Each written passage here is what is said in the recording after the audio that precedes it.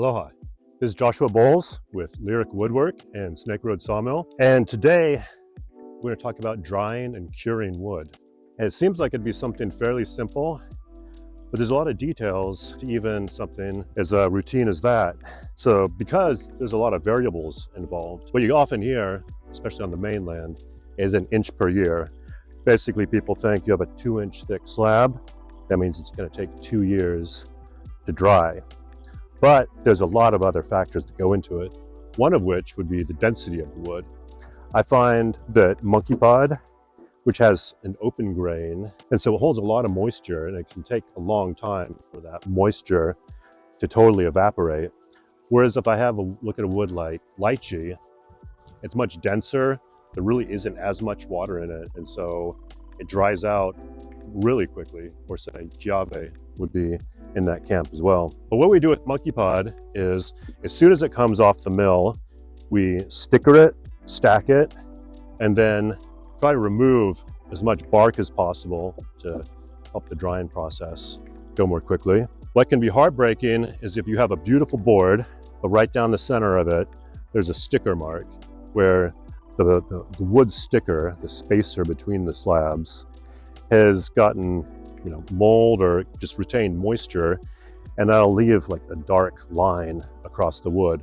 So what we do is we rotate the stickers. Essentially what we'll do is restack the stack, moving the stickers each time so that's minimized or actually alleviated altogether. So to achieve the best results and end up with a flat board during the curing and drying process, you really want to have uniform drying, that all 4 sides dry at the same time. So for instance, if I'm drying these boards, I would never lean them up against each other like that, because it's drying quickly on this side and not drying at all on this side. So that's going to result in cupping of the board. Now, another variable is where you're at on the island. I've got a buddy who's on the Waimanalo side, up against the mountains, and things never dry in his shop. There's so much humidity, so much moisture.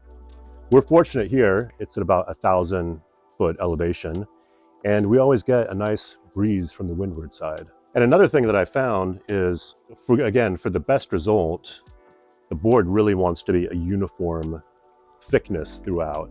So if it's sort of wedge-shaped, where it's thick down there and goes to thinner on this side, that also causes that differential in drying time that'll cause the board to warp and twist. So given all those variables, broadly speaking, if I have a 2-inch slice of monkey pod, it's going to be about a year until it's completely dry in the center. Still, and with all those variables in mind, I would generally say that this 2-inch thick piece of monkey pod is going to take about a year to dry completely. But there is another note I'd make about that, which is that for different projects, the different level of dryness is necessary. So I would say if I'm joining 2 pieces of wood together, or say making a chair, I'm going to take out a moisture meter and I'm going to make sure that that wood is dry 100% through and through, so that there's no gaps that open up if there's any shrinking that happens. Another case, and this we do a lot of, is say we're making a coffee table out of 1 solid piece, and then we're going to attach the legs to the underside. So if this piece shrinks by a 1/16 here or there, it really doesn't matter. And so that kind of enlarges the pool and supply of wood that we have to work with. For instance, we have these hexagons that we make and that we use for a lot of different applications, from like standalone end tables to legs for coffee tables. And as you can see, this is about 12 inches thick. So this could be 6 years before it's dry 100% through and through. But we'll have this for about a year, and then we'll seal it all around all the sides, and it can dry perfectly well in its new home. Sometimes one of the questions we get is, do you dry your wood in a kiln?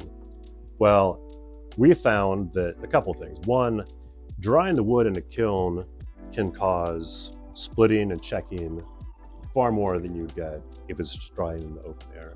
And in some species, it can actually dull the color of the wood.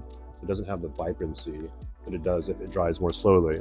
Here at Snake Road Sawmill, we have the luxury of having massive amounts of wood, so we can sticker them, stack them, leave them in the yard for a year, and we still have an abundant and ample supply of wood in the stacks ready to be made into furniture. We just milled this Cuban mahogany and we need to get it out of the sun. Check it out. This wood actually gets a tan line after just one day in exposure to the sun. But what a beautiful wood this is going to be. So if you'd like to have some furniture made out of these beautiful woods of Hawaii, or you'd just like to pay us a visit, please stop by and subscribe to the channel.